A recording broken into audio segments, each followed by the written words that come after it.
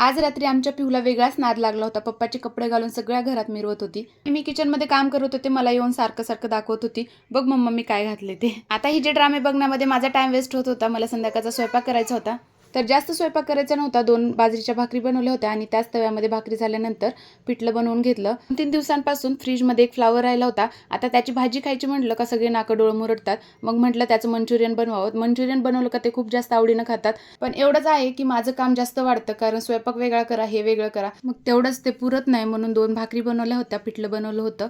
मग आता नंतर हे शेवटी बनवायला घेतलं, कारण अहोंचा यायचा टाईम झाला होता. हे गरम गरमच खाल्लं तर छान लागतं, म्हणून ते उशिरा थोडंसं बनवत होते. तर त्याची सगळी तयारी करून घेतली होती. आता आम्हाला माहिती नव्हतं की मंचुरियन हे एवढं भारी लागतं म्हणून. आम्ही एकदा असंच हॉटेलमध्ये गेल्यानंतर काय मागवायचं म्हणून काहीतरी नवीन ट्राय करावं म्हणून हे मागवलं होतं.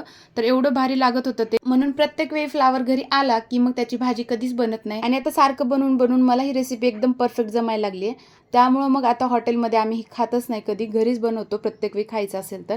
आता हे एवढं पुरायचं नाही म्हणून मी भाकरी बनवली होती. तेवढ्यात अहोंचा फोन आला की मला जास्त भूक नाही, मी थोडंसं जेवणार आहे. असो, तुम्हाला जर याची रेसिपी हवी असेल तर याचा डिटेल व्हिडिओ मी आपल्या चॅनलवरती अपलोड केला आहे, तर नक्की जाऊन बघा.